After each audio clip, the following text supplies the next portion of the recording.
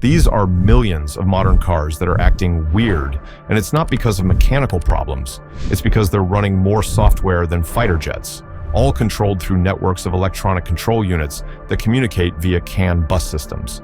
Your car today contains over 100 million lines of code. That's 11 times more complex than the Apollo 11 spacecraft that took humans to the moon. A modern premium vehicle has more computational power than the lunar module. Yet somehow we're seeing phantom braking, random acceleration, and infotainment systems that crash while you're driving down the highway. The shift happened around 2015, when automakers crossed a critical threshold. Before then, cars were primarily mechanical machines with some electronic components. After 2015, they became software-defined vehicles, essentially computers on wheels. This fundamental change explains why your newer car sometimes behaves in ways that seem completely inexplicable. The numbers tell the story of this transformation. A typical new car processes 25 gigabytes of data every hour through its systems. That's more data flow than most home computers handle.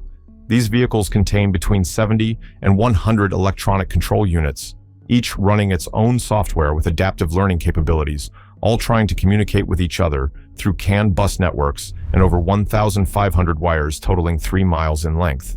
Volkswagen chairman Herbert Diess summed up the industry's direction when he said software will account for 90% of future innovations in the car.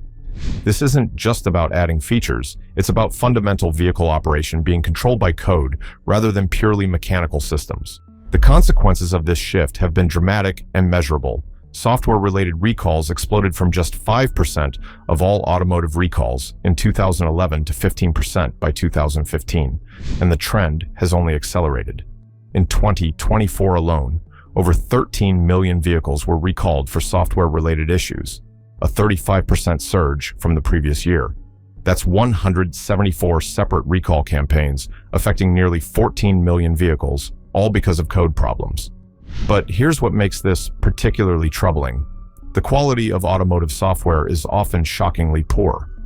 Redbend, a software company that specializes in automotive updates, estimates that anywhere from 5 to 20% of the lines of code in a typical car contain flaws.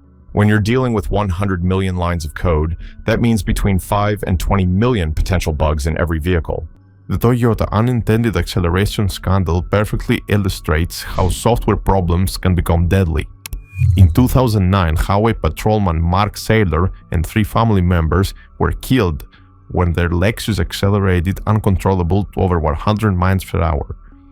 Saylor managed to call 911 during the terrifying incident, but couldn't stop the vehicle. When experts finally examined Toyota's engine control software, they found what programmer Michael Barr of the Barr Group described as spaghetti code, badly written and poorly structured programming. The Toyota Camry's drive-by-wire throttle control system contained 11,000 global variables and 67 functions that were rated as untestable using standard industry metrics. Some functions were so complex, they were considered unmaintainable, meaning attempting to fix one bug would likely create new ones. The system failed to meet ISO 26262 functional safety standards required for automotive software. Philip Koopman, a Carnegie Mellon University computer engineering professor who testified in the Toyota case, explained the core problem. There are a large number of functions that are overly complex. Some of them are even so complex that they are what's called unmaintainable, which means that if you go in to fix a bug or to make a change, you're likely to create a new bug in the process.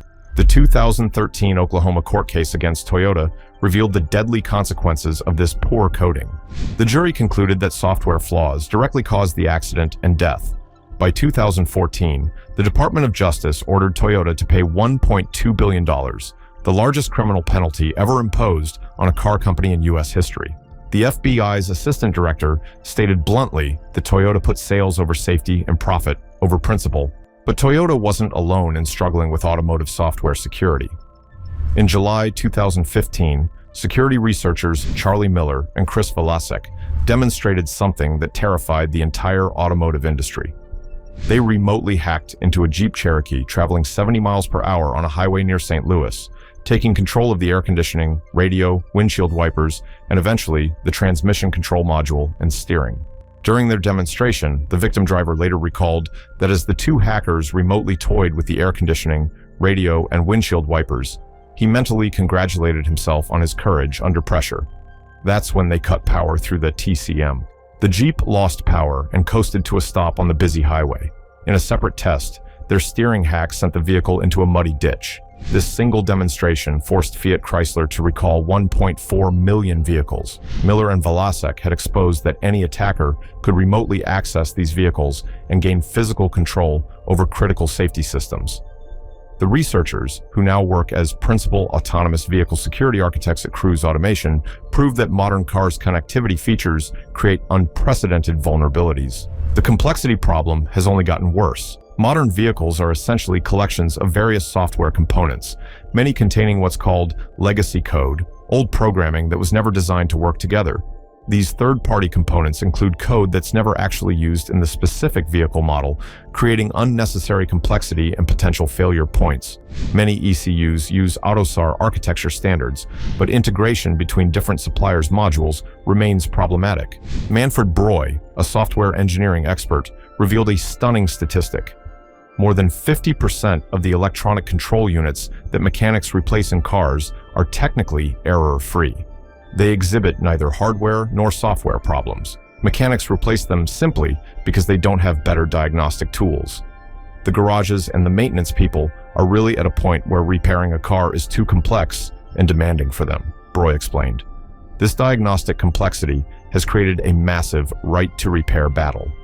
Independent mechanics increasingly can't fix modern vehicles because they don't have access to the diagnostic data and tools that dealerships possess. A 2024 study found that 63% of independent auto repair shops have difficulty completing routine repairs on a daily or weekly basis due to these restrictions. The cost difference is significant. Repairs at independent shops average 36% less expensive than dealership service. Yet 51% of independent shops report selling up to 5 vehicles per month to dealerships because they can't access to necessary diagnostic data.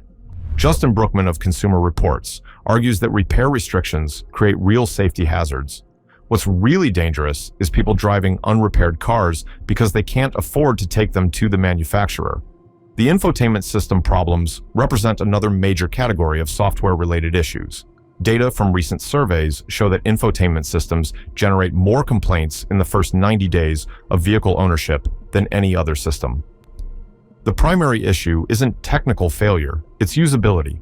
Drivers report frustration with basic controls like lights, windshield wipers, and temperature settings being moved to touch screens that require multiple steps and visual attention while driving.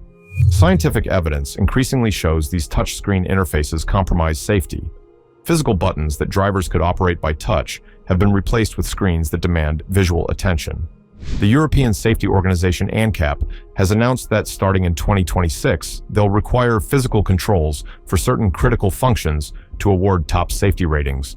Tesla has become the poster child for software-driven recalls, but also for a potential solution. In 2024, an impressive 99% of Tesla recalls were resolved through over-the-air software updates. Of the 5.8 million Tesla vehicles affected by recalls that year, 99.23% were fixed remotely without requiring a trip to a service center. However, other manufacturers haven't embraced this approach. Of the 401 total automotive recalls in 2024, only 14 were resolved via over-the-air updates, and 57% of those were Tesla recalls. Traditional automakers like Ford, GM, and BMW had not a single over-the-air recall resolution.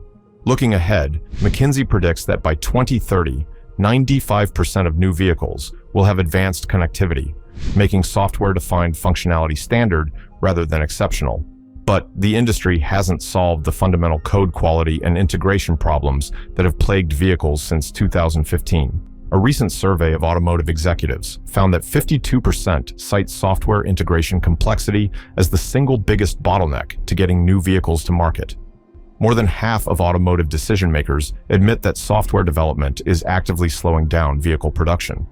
The weird behavior you've noticed in your post-2015 vehicle isn't imaginary, and it's not going away soon. Until automakers treat software development with the same rigor they apply to mechanical engineering, we'll continue seeing phantom braking, random system crashes, and expensive diagnostic mysteries.